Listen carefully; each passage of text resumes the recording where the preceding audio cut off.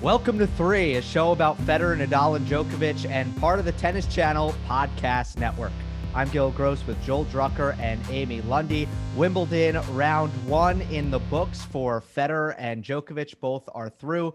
Both are through in 4 sets. Novak played on Monday.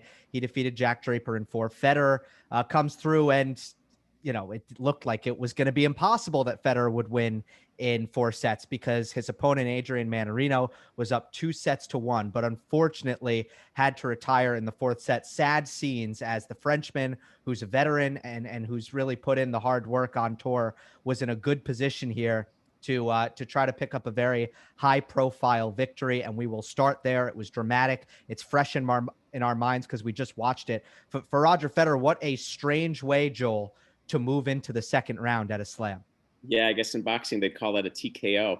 I mean, he just was fortunate, but he was for a while there, particularly through those second and third set. Federer was really scratching for form, and as he said in his post-match interview, give a lot of the credit to Mannarino for some of the things he did.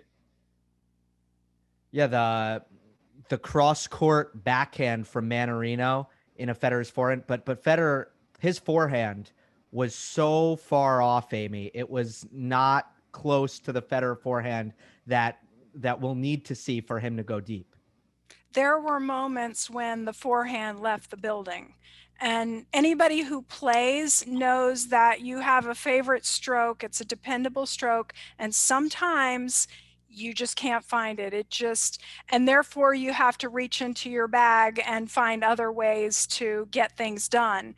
And what he did was he decided to use his backhand, and he was able to come up with a couple of good passes and some very solid shots on that wing. And also, more importantly, come into the net and start finishing points off at the net. And his volley did not let him down. So not only did the forehand produce a lot of errors, Gill and Joel, but it was the way that it was producing errors. He was shanking and duffing a lot, and his timing is off right now. So not a surprise, but it's still, sometimes you can't believe your eyes.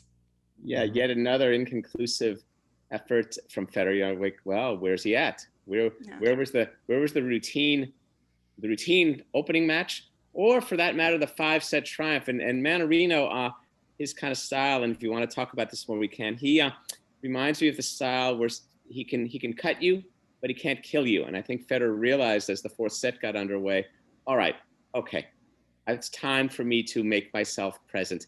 And the forehand has been betraying me, so I have to apply pressure in some other ways. And let's see if you can come up with some passing shots when we need to get on with this thing. And yet at the same time, in Federer's mind, it wasn't as simple as winning the last 2 sets, 6-2, 6-2.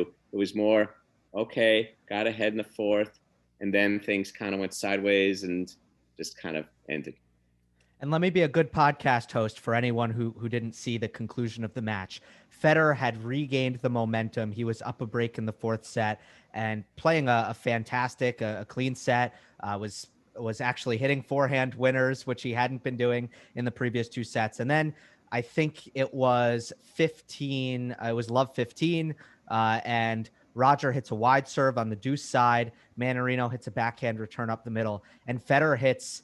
I hate what happened at this point, but a brilliantly struck forehand, short angle cross court behind Mannarino, and as the Frenchman tried to stop and change direction, he slipped on the grass and sprained his knee, and it was clear from that moment. Although he finished the 4th set. And I think began the 5th, played a couple of points. He didn't even start the 5th. He retired immediately after the 4th set without starting the 5th set with the knee injury. So that's how it went down. He did go to the net a ton and tried to finish points a lot earlier. And I actually thought the aggression on the forehand and the frustration on that side ended up helping him in the 4th set. Did you feel that way? I thought he got so upset that he was missing it and playing so poorly on it, he started to hit it with a little bit more anger, and it kind of worked out. Well, we all know about the role of emotion in tennis, and it's all that thing about how you calibrate it. It's kind of like it's like Tabasco sauce or something, and how much do you put in and how much do you want to overcook it, but it's important to use. And no matter how tranquil we think these great players are, there does come this thing, and maybe some of that emotion helps you get out of your head, and you just start hitting the ball, and it's like, okay, hit the ball the way I've been taught to hit the ball. Hit it. But yeah, I think you're right. Absolutely. Well, and then the awareness of danger. I mean, that's the whole competitive thing. I mean, when you're in center court Wimbledon and down 2-1, first round match, I mean, that's a big thing. What I see from Roger, the closest thing that I can think of in nature is what they call a magnetic storm. And just to give you a primer, the Earth has a magnetic force field around it. And when that force field starts to weaken, what you get is fits and starts of breakage in that force field. And so what I see with Roger right now, it's like a magnetic storm.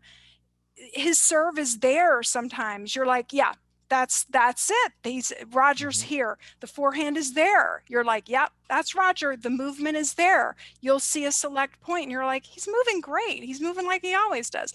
And then you see a burst of complete, it's not there. So it's just not that force field that you used to have with Roger Federer, and it makes his entire situation a complete question mark. Right, because we got nothing. We got nothing really resolved at all today. We just kind of like, right. Okay, now you're in the second round, but it didn't seem anything like too indicative. Did we learn that Federer might have a bit of a confidence crisis, that it shouldn't be that fickle, right? I think Roger Federer feeling really good about himself in in the midst of a strong season with results to kind of not rest the laurels on, but kind of remember in the short term. Roger Federer in that position would not have gone a full 2 sets hitting his forehand with no confidence. Maybe a couple games, but a full 2 sets to have that confidence crisis is not right. Confidence, nerves, experience, right. A long time without playing. And also, I think what we'll never know, and it's hard to know with any of these guys, is the physical, what's really going on in that body. What's his sense of how much he feels he can push things, and what's pain and how that works. And 39 years old in tennis. I mean, I'm not going to say it's just even Roger Federer. He's 39. So we'll see. All right, let's hit on Mannarino real quick. Amy, do you enjoy watching him? I know Joel and I are on opposite sides of the spectrum here. And look, I enjoy any tennis player playing a good tennis match. I'm fine with. I don't. Mannarino's style sometimes is just not pleasing on my eyes. Wait, what do you think? Let's just get this. Wait, the style of the game or the attitude, the playing style or the emotional style, or all together once? It's both. It's his on-court demeanor, which I don't know if we want to get into that, but it's also just how he plays the game. Doesn't register with me. Yes, ultimately, yes. While that may not be my favorite, like I'm not going to seek out Mannarino to watch one of his matches, I believe that the game is best when there's all sorts of different playing styles and all sorts of different playing personalities. So I like a lot of diversity in that aspect of it. So in the long term, yeah, I like that kind of player is there. No, I will put aside some of this parts for the Mannarino's emotions, and sometimes he gets sulking, but I'm going to look at the tennis. I have sought out Mannarino. I'm left-handed, and I enjoy it. Mannarino to me is a little bit of that sort of a certain kind of disruptor, like Sue Say and the women's side, and there's Santoro is a deep, very, very somewhat different, but the notion of like kind of the mildly annoying player. They kind of crawl under your skin. They don't so much sledgehammer you, and they can't. And again, I have an affinity for that, having been accused of that in my day. Sue Shea is one of my favorite players. Right, I love her. I don't think Mannarino brings that variety personally. No one is quite like her in the whole riddle phase. But I just mean this is kind of the family of such. I mean, these are the family of people who you say, whether it's Mannarino or Santoro or her, or Nicolescu, or Radwanska. Right. These are players who they're not just quite your repetition. And this gets to the talks you and I, Gill, have had about, let's say, the Spanish the Spanish way, which is a little bit more, has a certain kind of discipline and fitness. And so it's kind of the diversity. Of course, then what happens with Mannarino, it was an unfortunate injury, but throughout his career, he's had a lot of cutting, but he hasn't had a lot of killing. Right, because he doesn't have the finishing power, really. That's right. He doesn't have quite the finishing power, and he can kind of trouble. I mean, Santoro had some of the same quandary. It's like you can pose a lot of questions and you earn a lot of wins, but now for example, a 2 out of 3 set match, that could work, kind of like a certain kind of shot maker, kind of like the Struffs of this world with their power can play 1.7 great sets and make their way to the finish line. But the 3 out of 5, the big boys, the fitness, sustaining it, harder. Yeah. I don't need power also. Radwanska, one of my favorite WTA players ever. I loved watching her. And let me just lay out my case because I feel like I haven't yet. Yeah. To me, Mannarino is a guy who I would hate to play. He doesn't miss. He doesn't get tired. He keeps the ball really deep in the court. He hits very flat so it doesn't bounce up. And in that respect, he's tough and it's brutal to play him. And I don't mind a player who doesn't do much to their opponent in terms of looking for ways to finish the point. I don't hate that either. But if you're going to play that style, I at least prefer someone who plays it with some fire, with some kind of athletic power. Generally, I enjoy watching it a little bit more with racket speed. So like Jaume Munar would be the same way, in which we're going really deep here, but he's not necessarily aggressive. He doesn't try to hurt you. Similar to Mannarino, doesn't really implement an aggressive style, but the way he's passive drives me a little bit crazy to watch. Well, that's true. That would be an interesting little coaching chat with Mannarino about his demeanor and his emotions and all of that. That's an interesting thing, because you're right. Because not demeanor, his demeanor.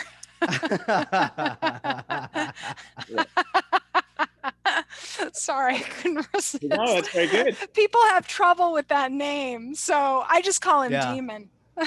But there you go. But of course, Alex is doing more. He's more in kind of Leighton Hewitt mode and the pit bull and kind of digging in. Love that. Right. But so I see it's kind of, that's the interesting thing about the game, all these different temperaments, all these different styles. And I mean, Mannarino, to me, he's made a career as kind of a cult player, kind of an under the radar, and he has some moments, and you see him here and you see him there, and it was a little unfortunate, I think, from a viewing standpoint, that this did not go 5 sets. I mean, that would have been for all parties, including Roger. Like, Roger can't help us. Well, okay, I guess I won. Right. So, all right, maybe Federer would have won, maybe he would have lost, but we won't know because it's a retirement for Mannarino. Federer on to the second round. Let's get to Djokovic. 4-set victory for him against 19-year-old British lefty Jack Draper in the first round. Novak dropped the first set, cruised for the next 3. What were your main takeaways from this one, Amy? Well, I want to go back because I got a little bit of information. I want to go back to Tsitsipas for a second, even though I know the show is not about Tsitsipas. I'll get there if you'll stay with me. I was just circling around to some contacts, and I know some coaches that know some people that are working on the Tsitsipas team, and basically there was a choice after the Roland Garros final that he lost to Novak, and that was, does he try to enter a grass tournament and get himself some prep leading into Wimbledon, or does he rest? And there was some question about what to do, and because of the shortened season due to COVID, and the grass at Wimbledon is playing a little bit differently even than it has in years past, because the grass too had a cycle where it wasn't played on. So it's really interesting, and a lot of the players are saying that the bounce is different so far this year. Ultimately, Patrick Mouratoglou and his team felt very strongly that Stefano should have rest. And that to me seems a very reasonable position given that the grandmother passed away, and given everything with Naomi Osaka, more awareness of the players' mental well-being, and that's what they decided. And Tiafoe had multiple grass court matches going in, and the team really felt that the lack of any grass court prep was a hindrance for Stefanos. So where I'm going with this as it relates to Novak is that I think it was really, really smart to go to Mallorca and enter the doubles and just get some hits on grass. Because I think what this situation is proving is that you really do need some grass prep. Well, and that Novak did in doubles. Yeah, I wonder if that Tsitsipas team was thinking, maybe we should just done some doubles. I mean, it's like kind of interesting. I mean, this is an unusual, exceptional time, and it's 2 weeks in between. It was his first major final, so maybe the idea of entering a tournament might have been much. But yeah, that stuff is so hard to calibrate what they did. But yeah, Novak, of course. And for Novak, though, this pattern with whether it's 2 weeks or 3 weeks, he's familiar with this routine. He's come from the Roland Garros final to Wimbledon many, many times, whereas for Tsitsipas, kind of a brave new world. So yeah, it's interesting to know that. That's interesting to know. That's neat to hear that these players and their camps are figuring out what to do and what the factions. So next year we're probably going to see Stefanos probably going to enter three grass court tournaments and play doubles, and arrive with grass on his feet or something. Well, thank goodness next year we're back to more time in between the French and Wimbledon. And there's some talk that there should even be one more week yet so that we can enjoy a full grass season, and that, we can maybe really get invested in some of these grass court tournaments and not really see them as a Wimbledon tune-up, but a tournament onto itself. So you would have 4 weeks between Roland Garros and Wimbledon. That's what I would do. I would love a grass season. Well, I want to see. Let's see. Wait, I want to see. Okay, so you got the 4 weeks. I want to. Yeah, the 75-week tennis calendar is coming soon. Well, I mean, I get that it's not as easy as just changing, and there's golf. There's things like golf to consider, and the British Open, and all sorts of other things. You can't just say I'm going to make that change, but ultimately, for the good of the players and the good of the game, yeah, I would like to see some time there. But as you said, Joel, Novak is a pro at managing, and all the big three are at managing this transition. And it was just a really smart move on his part to get into Mallorca. But just a little bit of doubles, yeah. It's the eightfold path. There was the middle ground, right? So Tsitsipas was saying, well, should I play singles or should I rest? So, yeah, it is interesting to think Novak was probably in that place too of what am I going to do here? Now, it's a little different for Novak because although everyone missed out on any grass court play in 2020, Djokovic, the surface for him is natural and the surface for Tsitsipas is unnatural. So I think it's almost more necessary for Stefanos to get some practice on it, just because of how his strokes don't do as well with the quick surfaces. But when it comes to Novak, it's really the serve that stood out to me in the Draper match. He hits 25 aces, one away from his career high. His career high was in the Frances Tiafoe match in Australia. So now 2021, we continue to see ace records compile for Novak, and the service winners are flowing. And this is a tournament in Wimbledon on the grass courts where he can really showcase that. Yeah, and I think you're right about Novak's experience. I mean, I think he made his decision on singles with these grass courts events months ago.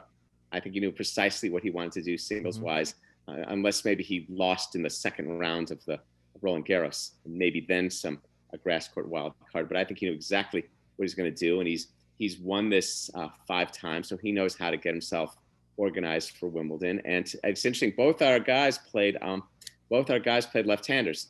They played different kinds of left-handers. Mannarino, what I call more the stiletto kind of knife-like thing, and Draper more the sledgehammer, more what I thought kind of in the Bob Bryan, Greg Ruzetsky, big served really well, hitting some big ground strokes. But Novak, he was kind of a little jolted in that first set, and then once he took his measure, it was kind of like, okay, experience, skill, all of the above over.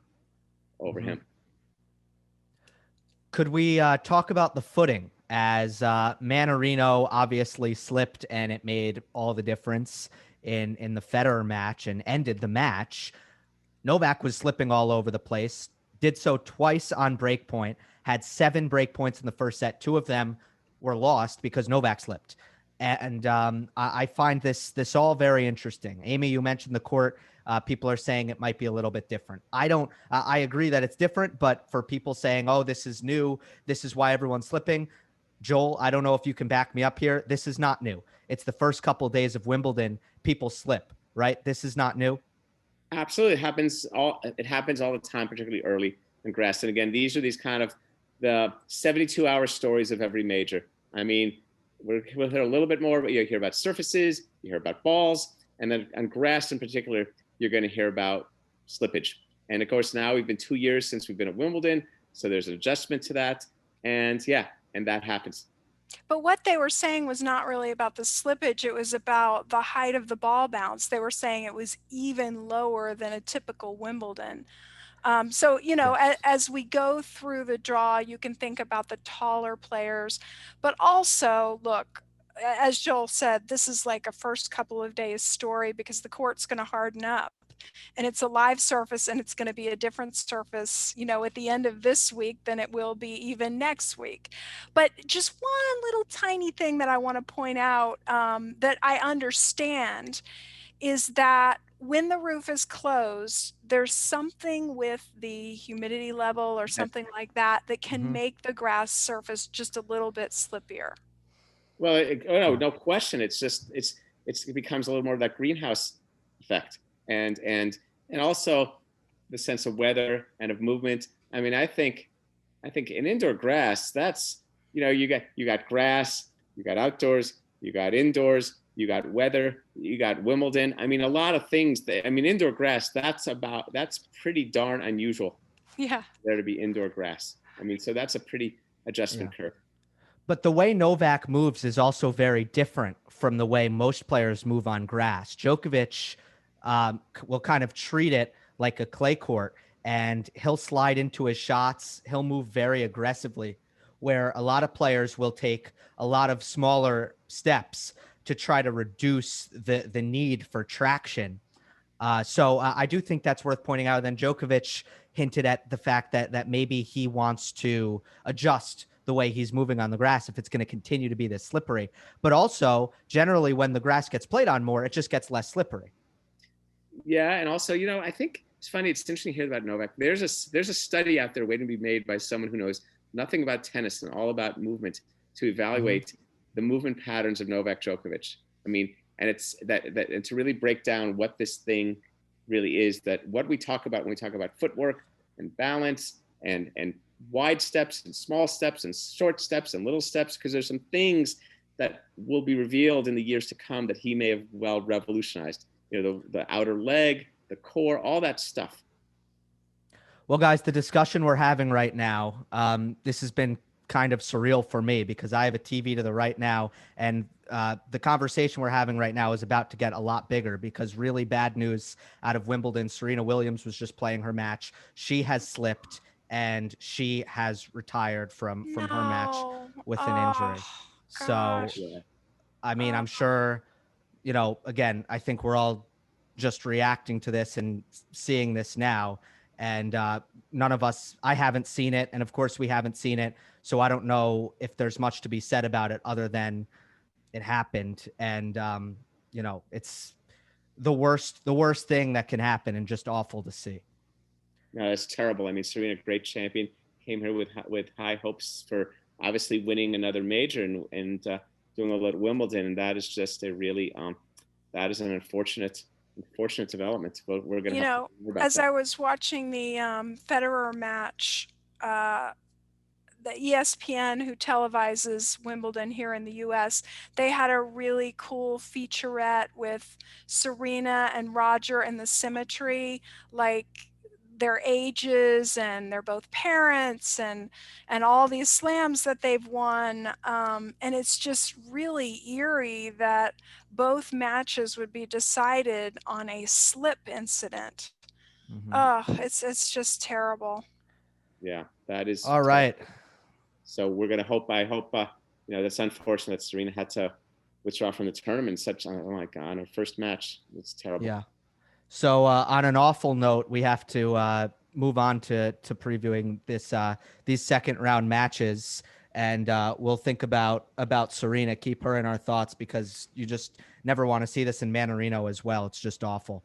Novak Djokovic plays Kevin Anderson in the second round in a bad run of form. It's a 9-2 head-to-head career between Djokovic and Anderson. And I feel like it's a matchup we've talked about a couple times with how Djokovic slays the big servers. But also Anderson is a little bit different than a lot of them because he plays a very steady kind of machine-like baseline game, which is kind of the same kind of game Djokovic plays, right? How do you think that dynamic plays out, Joel? I think you're right, Gill. I mean, they met in the final a few years ago, and Anderson's funny. He's kind of like a grinder baseliner with a huge serve, right? It's not in the Isner or Opelka mode. It's more that way. And he tested Novak in 2015. He was up 2-0 and lost it 7-5 in the fifth. But that was 6 really long years ago for Kevin Anderson. He's had his share of injuries and other things he's dealt with. I think Novak just figures, all right, get the serve back, make some good guesses on the serve, take care of mine, and just go to work. And Anderson, I think this is going to be a tough battle for Anderson. Yeah, it's if you know what goes on sort of in the coaching realm with regard to Anderson, the prevailing school of thought is, why does a guy that tall not come into the net more? Why doesn't he serve and volley more? I mean, it would be really hard for him to miss with that height coming into the net, but he just doesn't. That's not his personality and that's not his style of play. Therefore, if he's going to stay at the baseline and duel with Novak Djokovic, I think he's in for a very long day. Well, And he's coming off he's coming off a long, tough 4-setter in his first round match. So not too worried. Well, I think also Djokovic can pick away at the Anderson forehand, which he hits pretty flat, and then they get in these rallies, and that's not good math for Anderson. And I agree with you, Amy, that a guy like Anderson should come to net more. I think though some players they become kind of controlling. They would not wish to be passed and engage in the kind of the agility it takes to be at the net and hit tip-ins and angle volleys and strange shots and risk being passed. So they just kind of want to hunker down. And Anderson's had an excellent career, but again, I see this as and it's funny, and this is going to segue into the Federer matchup of a different kind of guy. Well, Joel, you love the word disrupting, right? I hear you use that word a lot, and I like it too. Anderson doesn't really do that much of that. He thinks he's better than you. He thinks skill for skill, he's better than you, but he's not really trying much out there. He just wants his skills to rise to the top. Well, that's his version of applying pressure and disruption of power and accuracy and the serve. But again, I think he could dimensionalize himself. I think for this match, we need to see if he's willing to broaden his dimension. And that gets the same thing as we're talking about Federer's opponent, Gasquet. We had the same discussion about Gasquet at Roland Garros right? Yeah. So let's think about what we talked about there. We come into the match and we're talking about how Gasquet often goes into these matches without much of a plan and just doesn't really try different things against opponents that have his number, like Nadal. Then we were actually pretty pleased with how he played Nadal because he flattened it out his entire game and played much more aggressive. And we were like, oh, that was pretty good. Well done, Richard. So now he gets a crack at Federer on the grass. He hasn't had much success against Roger either. Well, that's a 2-18. He's 2-18 versus Federer. So I don't know, Amy, what would you just talk about Anderson coming to net more? What do you think a guy like Gasquet to kind of be in it with Roger? I think he'll slice a lot. What I'm more interested in is what is Roger going to do? Is he going to continue to come to the net and not engage in long baseline rallies? Or is he going to sort of use these first couple of rounds as his holla and play himself into form. And, you know, in this first round match, there were a couple of points that I thought, Roger, you could have, I know you could have ended this point, you know, 5 shots ago. But he seemed to be saying, well, what about this shot? Do I have this shot? And I thought, is he playing with fire by, you know, lengthening some of these rallies? So I'll be really interested to see how Federer uses the net, because when push comes to shove, we know that he can always go to that game plan. It was certainly an effective one against Mannarino in the 4th set, when he did exactly what you're alluding to, Amy. He said, okay, I'm not messing with this guy's baseline game anymore. First look I get, I'm cracking the forehand, I'm not holding back, and I'm coming in behind it. So that'll be an interesting one. Preview short for this one, but of course we'll have recaps of round 2, previews of the round 3 matches as Djokovic and Federer both move on in 4 sets. That'll do it for this episode of 3. We're available on all podcast platforms, and we greatly appreciate it if you leave a rating and a review on Apple Podcasts. If you're watching on YouTube, make sure to like the video and leave a comment. We'll see you next time on the next episode of 3.